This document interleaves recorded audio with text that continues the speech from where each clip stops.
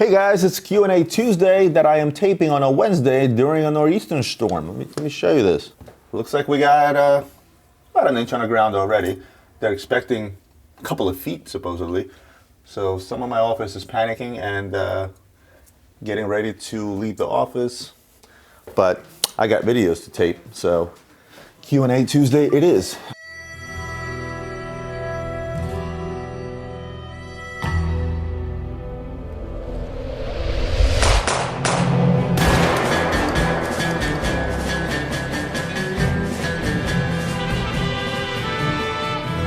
Let's jump into some questions. And this one comes from Kim. Dear Roman, I would like to thank you for answering my last two emails, even though not being discussed on the show. Well, you're welcome. And as some of you guys know, some of the questions don't make it onto the show, but I try to make it a point, if I have a quick answer, to just reply to your email. I really appreciated spending time on this. Sometimes it's the small things that mean a lot. I've roughly watched 75% of your content, and while I enjoyed the LB office tour for a second time and heard you talking about retirement on a vineyard during another episode, a more philosophical than horological question came to my mind. I like those. Let's see. As an entrepreneur, progress is not just welcome, but oftentimes necessary, and your personal dream requires a healthy wallet. Luxury Bazaar seems like a big family, and even though nearly 40 people work for you, would you rather be able to pump LB up to, i.e. $700-800 million revenue, but give up the familiar environment when hiring 100 more guys to work for LB? Or do you prefer being small and set back your dream a more distant future? By the way, your current 120 million in sales, of course, a hefty number. I would like to hear your thoughts on this one. My business is a bit different when it comes to that. You know, pumping up Luxury Bazaar doesn't necessarily mean hiring 120 people. One of the things I pride myself in is the processes that were set in place, along with the help of my CEO, Vladimir, who's been with me for almost 15 years at this point. The way we grow our company, the way we grow our numbers, it's, again, not necessarily comes back to the amount of people we have. We hire as we see necessary, but for the most part, we hire the right people. I have guys and girls here that often do the job of 2-3 people without overworking themselves,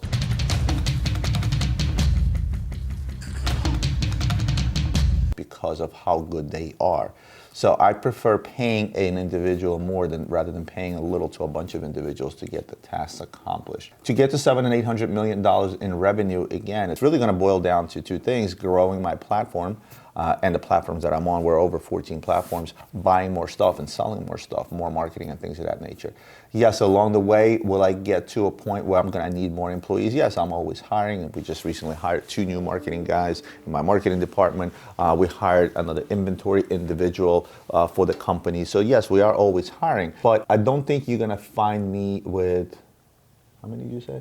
120 employees. Even when we get to the revenue of $700-800 million a year, I don't think I'll have 120 people working here. Maybe the company size will get closer to 100, but certainly not over 100, just because I don't think it will be necessary. And again, it's not going to make my dream a distant future. I think it will happen sooner than later, especially now that we're shifting the concentration to more retail side of the business rather than wholesale. I'm hoping that will happen sooner than later, and the amount of people certainly won't make that any faster or slower. And last but not least, that being small family environment. Good night, Mama. Good night, Ben. Good night, everyone.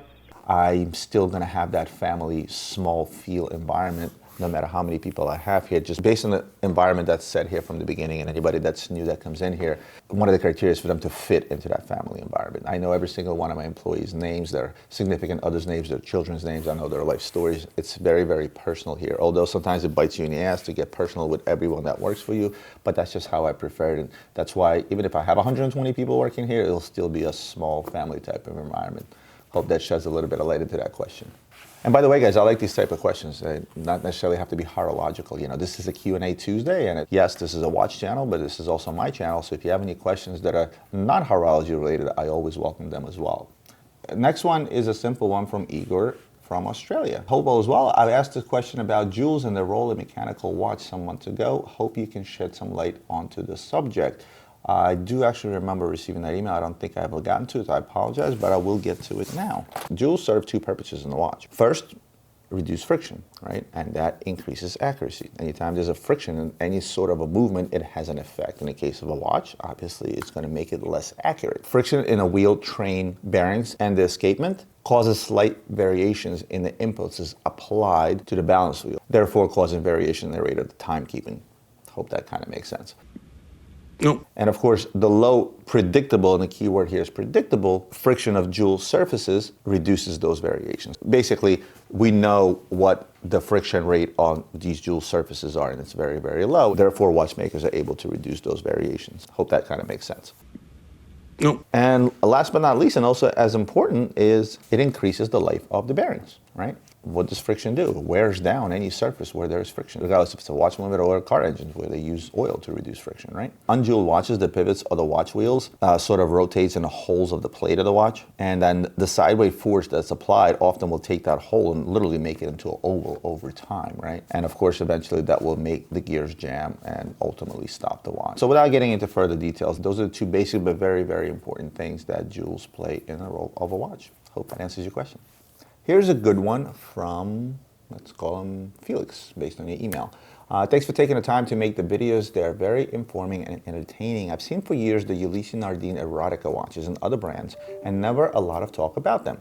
They do sell for a good amount of money. Do they have a big following with collectors, or why don't people or sellers talk about them as art more? Thanks for what you guys do. Ulysse Nardin Erotica watches, quite a few variations out there. I'm sure Ian could put some of them on the screen, right? There's a whole cult out there for erotica watches. Majority of those erotica watches are going to have the erotic scene in the back, and it's pretty raw in your face, right? You literally have a couple screw in the back of your watch, right? That's what she said. Ulysse Nardin took a bit of a more of a humble approach. It's not as pornographic or X-rated as some of the other erotica watches that are out there, right? That depict the scene usually in the back. As the rotor moves, so does the sexual scene, or pumping, pun intended, right? Don't worry, baby. I'll be gentle.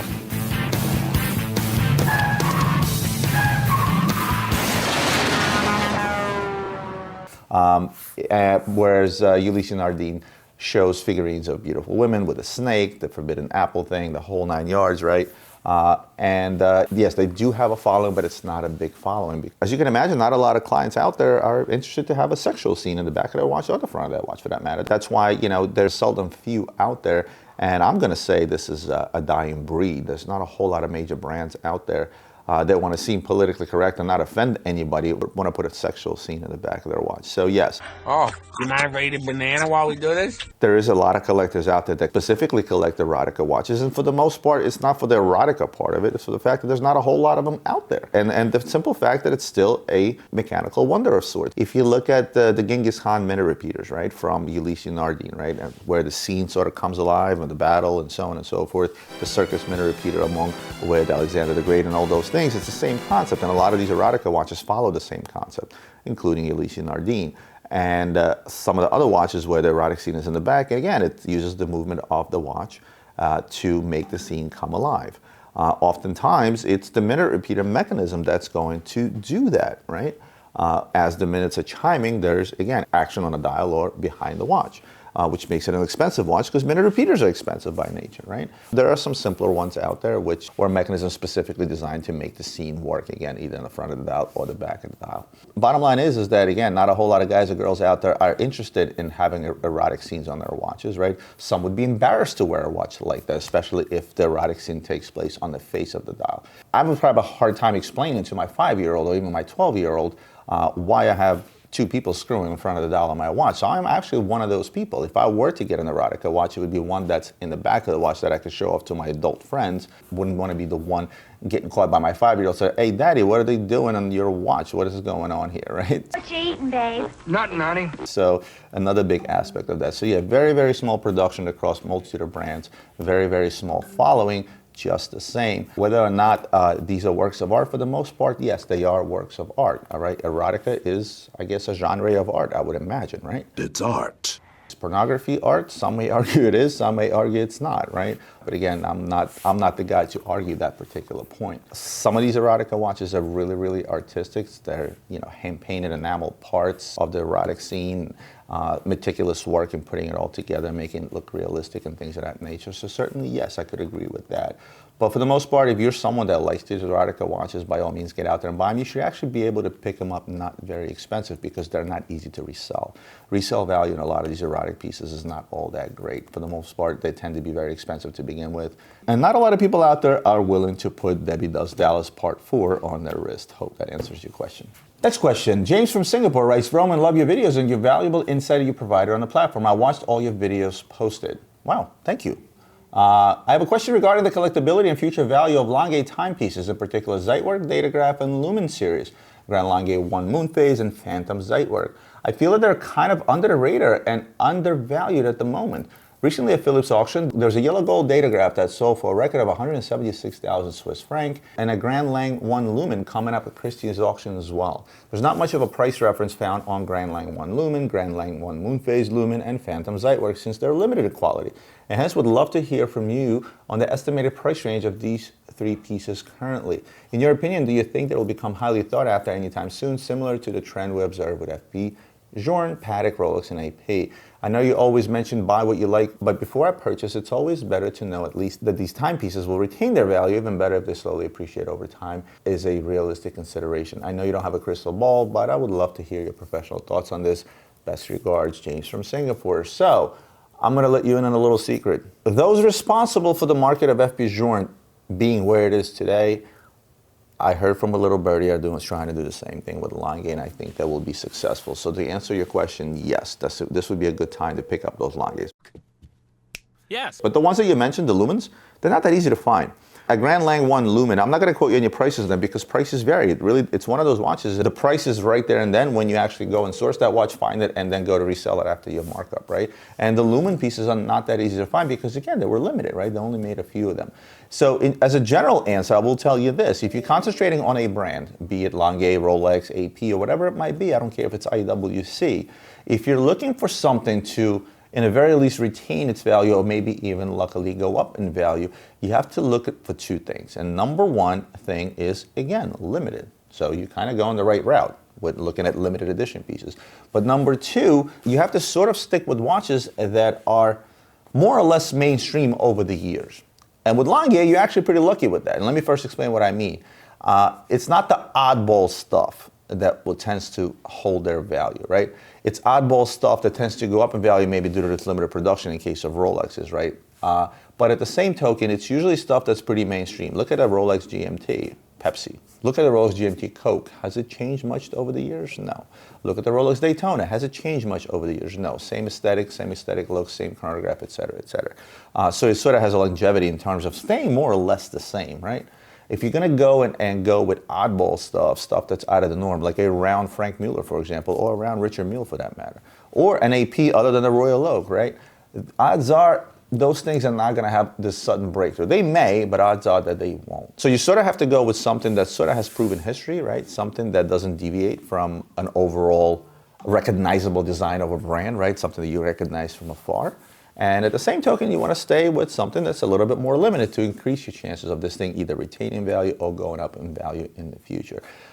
Going back to what I started saying is with Lange, you're kind of lucky in that sense. And the reason for that is because Lange is more or less stick to the same aesthetic design, same case sizes and things of that nature, right? So they're not out there all of a sudden making 52 millimeter watches or 28 millimeter watches, right? They're sort of sticking around that same size, the sort of same basic designs, the offset dials and things of that nature. The Zeitwerk is actually one of those watches that's pretty iconic in terms of, from a horological perspective of how complicated the watch is. And last, I'll tell you, don't look at auction results because a lot of the auction results are outliers, right? Either it's a combination of two dicks in a room fighting over the same watch. Don't worry, they're not fighting. This is how they play. It becomes a pride thing, or the manufacturers themselves purchasing these pieces in auction in order to raise the market value on their watches and visibility, right? A Datagraph for 176 Swiss is a lot of money, right? You can find those watches a lot cheaper online, but it does raise a lot of attention in the market, right? And companies tend to do that. The last Comex that was bought in auction, I think all in with hammer price was $519,000. That was bought by Rolex, I know that for a fact. So don't pay too much attention to some of these major auction houses. I'm not saying don't pay attention to them at all. Do pay attention to them. There's certainly, the last Philips auctions, it was pretty insane, especially if you add the buyer's premium on top, right? But again, there are other factors that play a role in these auctions, and it's not necessarily a good indicator in regards to where you're going to be. But last but not least, you mentioned it, no glass ball, right? You never know what's going to happen. Lange may become the next FP Journe, or he may not. You never know. It's depending on a lot of things: numbers of pieces produced, demand on the market, the type of marketing is done by the company, how popular they are in the market, blah, blah, blah, blah, blah. There's a million reasons why this watch can go up and can go down. But I'm a big fan of Lange, and I've told you this guys numerous times. I think it's their superb watchmaking and design, for that matter, that appeals to me in that watch, which they're supposed to be dressy watches and only dressy watches. So I would choose a Lange over most Patek in any day. So if you're out there shopping for any of those, certainly don't be afraid. If you want prices on specific models, shoot me a separate email. I'll forward it on to Anna in my sales department, and we'll get you actual quotes on real watches that are available that you can gauge the market that way, not something I know off the top of my head. I hope that helps. Here's a challenge from Alan. All right, so I don't read these, so let's see what this one is all about. Okay, Roman, here's a challenge I don't think that has been given to you yet. To be fair, you can start from 1960. I wasn't even born yet, Alan. To 2020 with looking at the whole catalog from the following three brands, and only these three brands: Rolex, Audemars Piguet, and Patek Philippe. You must choose one watch and only one watch from each brand that you would consider the worst watchdog or dog. Your dog was in here a moment ago. That dog had no tail. What happened? The worst watch or dog they put out. Worst and or dog can be considered ugliest, hardest to sell by manufacturer, greatest loss in value, hardest to resell, or ones you see and run from as you don't want to stock them and be stuck with them. Price is no issue, but only one from each. Bruh. Really? Thanks for that challenge, Alan. Okay. Wow. Can I think about this for a second? Nope. Rolex. I'm going to summarize Rolex with the Cellini line. All right. The idea behind it was great, but Rolex Cellini was a dog, is a dog, and always will be a dog.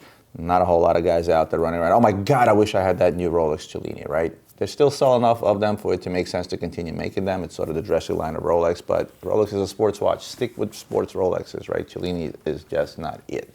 I actually talked about Cellini in one of the videos and the whole history behind it, so you guys check that out. So with Rolex, I'm going to go with Cellini, not any particular one. Pretty much any round thing, Cellini Rolex is a dog. Well, if I had to pick one watch, it would be the Prince, which is the rectangular shaped one. That's probably the biggest dog of them all. The round ones still sell somewhat, but the rectangular ones, forget about it. As you said, hardest to sell, greatest loss in value, and the ones I see and I run. Somebody offers me a Rolex Cellini rectangular one Prince, I stay the hell away from them. Never had good luck with them, no matter how cheap I buy them. And that's another thing you should have put in your challenge, is that, you know, unsellable no matter how cheap you buy them. And Rolex Cellini Prince would certainly be one of them, any variation of them. Audemars Piguet. See, now that's a tough one because I'm a fan of Audemars Piguet. And I'm gonna go back to a rectangular watch. That will be the theme, Edward Piguet. Edward Piguet, probably the most unsellable pieces out there. They no longer have that line, to be fair. But when they did have them, they didn't sell well to begin with. They were often part of humongous closeouts, which I myself have bought. But the Edward Piguet is, again, tough to pick a single watch out of there, I guess. But I think some of their more complex tourbillons, they had a tourbillon they made in platinum, where the dial was made out of that quartz crystal stone. I forget the exact name of it. I think retail for $396,000. I've bought those watches as cheap as 15 cents on a dollar and still had a hard time selling them. But Edward Piguet is going to be that one doggy dog. Very unsellable no matter how cheap you buy it. I have an Edward Piguet, and Ian, you can pop it on the screen. I have a diamond Edward Piguet in stock with baguettes on the sides and fully diamonded watch. It's a chronograph. Original retail is $311,000. I've been trying to get $50,000 for it, which is what, about 15 cents on a dollar, and I'm still having a hard time selling it. So Edward Piguet from Audemars Piguet, biggest dog. Patek Philippe, I know this is going to take on a theme, and I didn't mean for it to do it, but I think one of the worst things they did is what they did to commemorate the year 2000, the millennium year. They came out with a 10-day Power Reserve watches, yellow gold, rose gold, white gold, and platinum. Ian, you can put them up on the screen. They came in a coffin box with a coin commemorating year 2000, blah, blah, blah, blah, blah, but it's just an ugly watch. I can't think of any rectangular Patek Philippe watch out there that's a humongous winner. Alongside with that, there was a 10-day tourbillon they made with a salmon dial. Not a fan. Adrian is, I know. I'm not a fan of the salmon dial, but the salmon dial has nothing to do with it. Here's a 200,000 plus watch, 10-day tourbillon, right? More or less the same watch, but with a tourbillon, and they butchered it. It's just not an attractive watch. It's just not, right? And when there was a big hype prior to 2008, of those 10-day limited edition watches, they went through the roof like every other limited edition, but today they sort of came back down. Not a whole lot of guys out there want to plop down a lot of money on a rectangular Patek period, but I think they could have done so many things so much better for year 2000 rather than that set of 4 watches. It's just, sorry, Patek. There was just so many better options back in 2000. Do an annual calendar, a perpetual calendar, or do a special edition Aquanaut or Nautilus, something, but that was just a bad choice. And in general, I will say one more thing from Patek. The fact that they don't show their tourbillon is a bit doggy to me in a sense that, hey, it's an expensive watch. And I understand the whole concept of being humble and that secret billionaire watch and things like that. I agree with that, but there has to be an option for Patek to say, look, here's a tourbillon where you don't see the tourbillon unless you flip the watch over, or don't see it at all if it's a solid case back and it just says tourbillon on the dial. But give an option to where the tourbillon is actually visible. There's still quite a few guys out there that want to buy a tourbillon and show off the fact that they have a tourbillon on their wrist, and Patek just doesn't supply that option. So it's a catch-22. It's a good and a bad thing. So, and that's where that 10-day tourbillon sort of falls into that category. Panerai actually tried that, for a while. They hid their tourbillons in the back, and they weren't very, very successful with that. And eventually they started showing off the tourbillon, which picked the sales of those things up. Some of the older Panerai turbs where the tourbillon is in the back, good luck getting rid of one of those. Impossible. Well, Panerai wasn't on the list, but I threw them under the bus just the same. Dan. Oh, wow! You are not going to believe what almost just happened. Alan, I hope I passed your challenge. Very interesting challenge, guys. Remember, I love these things. So outside of your questions, I'm very happy to welcome any and all challenges. I don't read them, so I don't have a chance to prepare them. So just like Alan, in the subject of the email, put challenge. And when I see that, I will not read that. All right? Thanks a lot again, Alan. Next question is from Kuba.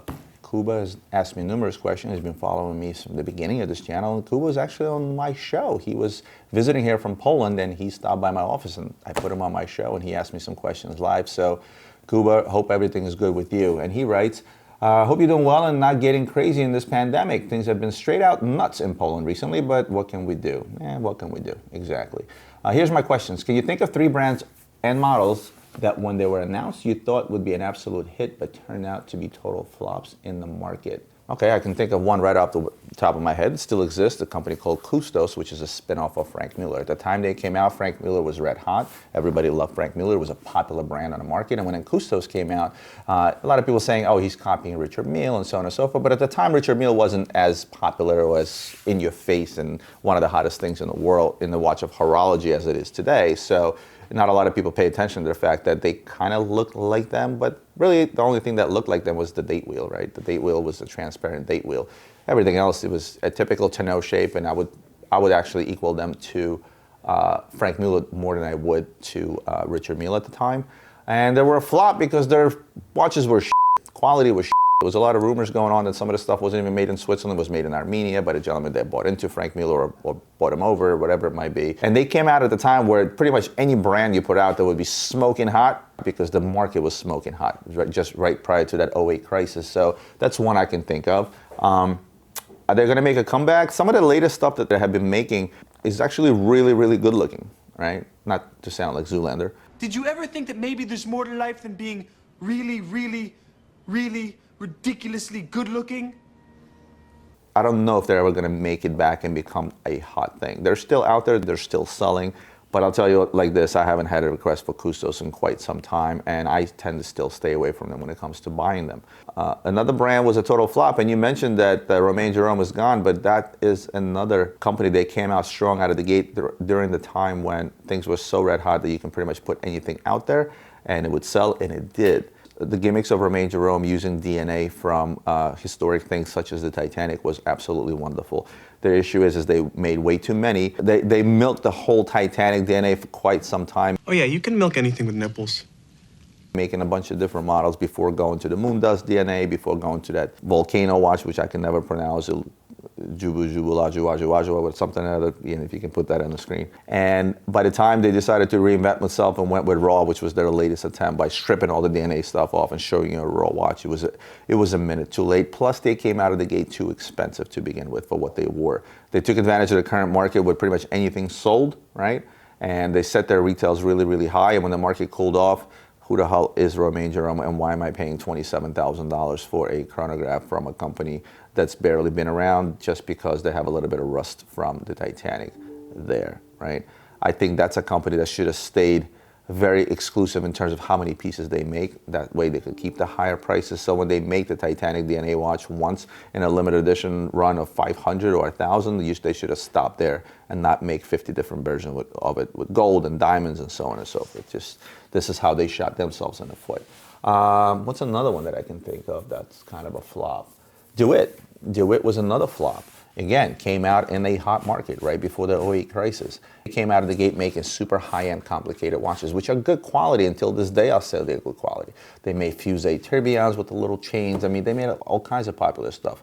The way they shot themselves in the foot is they were selling stuff off cheap to buyers mainly from Russia and the former Soviet Union. So there was a lot of new money that was still being spent there, and a lot of these watches went as gifts, as they call them. And so the higher the retail, the better. If a watch retail for $680,000 and you can buy directly from the manufacturer for 20 to 25 cents on a dollar, give it as a gift. Ultimately, you're giving a $680,000 gift to somebody for a fraction of the price. And they sort of banked on all that business. But then Russia died, right? And the crisis hit and everything else died. And they found themselves with overly overpriced watches in a company that doesn't have a whole lot of history, even though the owner goes back and traces his oranges to Napoleon, right? Which was a cool gimmick to have. And I told you before, I've met Mr. DeWitt. He's 6'4". He's nowhere near the height of Napoleon. I mean, I don't know how. He is truly a descendant of Napoleon, but I just don't know how he ended up being that tall. Those are the three brands I would probably go with. I'm sure there are more. I could probably dedicate an entire episode, but you asked for three. And there you have it, Kuba. I hope you're staying safe out there in Poland. Next time you are in the U.S., you know where I am. I would be more than happy to see you once again sitting next to me doing a video. So I hope that answers your question. So the last challenge and this question kind of go hand in hand. We talked about flops, right? I usually don't talk bad about watches, right? This episode seems to be taking on that theme. What else do we have? Hi, Roman, long-time follower sending in a question for the first time. I like your style and would be interested to hear your take about this issue. I'm a 30-something-year-old man based somewhere in Europe. I'm writing using an alias to protect my identity. By the way, you guys don't have to protect your identities. I usually just use the first name. And if you guys want to stay anonymous, just say, hey, keep this anonymous, and I'll just say question from anonymous, right? My usual taste is a complete opposite from the current hype. Most of my collection, even the high double-digit pieces, will fly under the radar of all non-WIS bystanders. What's WIS? Not even sure what that means. I buy what I like without consideration of what opinions others may have. Each piece added is carefully thought through to make sure that it fits the collection, its balance, and my lifestyle with the intention of staying till the day the next generation takes over. Amen. This is how everybody should be buying watches, but it is what it is. Lately is an understatement. Given the waiting time, I started thinking about adding a sports watch into the collection.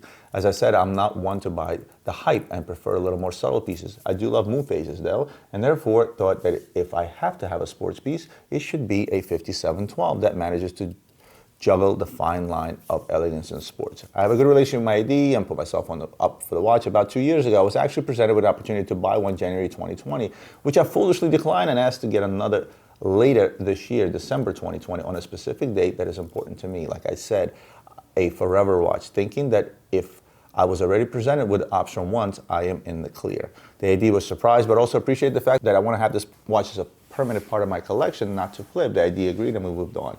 Fast forward, COVID hit, factories are closed, etc. Delivery of my watch is now pending. I will have the next one coming, but it's most likely going to happen in the first quarter of 2021.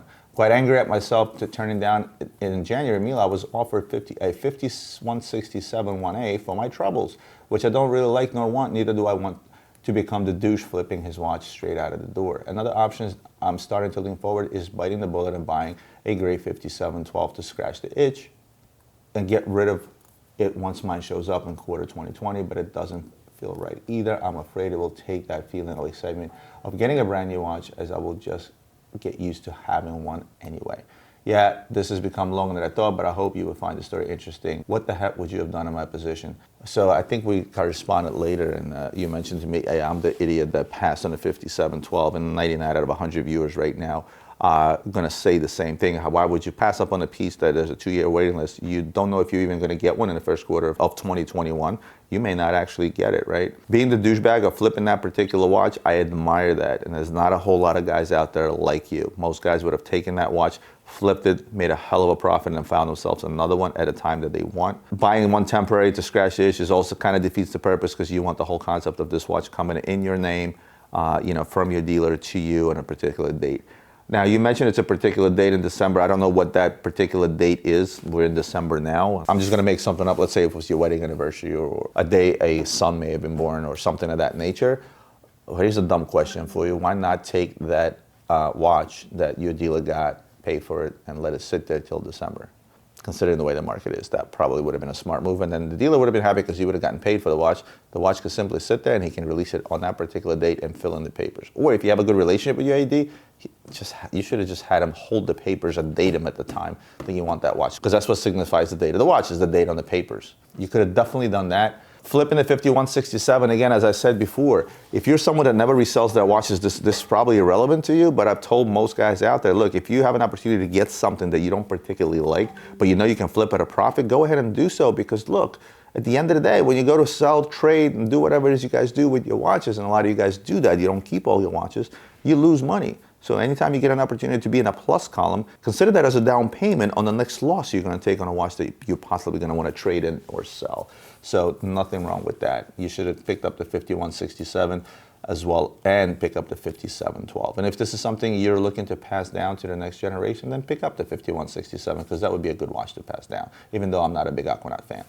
Hope that answers your question. And guys, that's it for me for today. I hope you enjoyed today's episode. As always, hit the like button. Email your new questions to romanscharf@luxurybazaar.com. It's what makes this show possible. I don't get your emails. You guys don't get a show.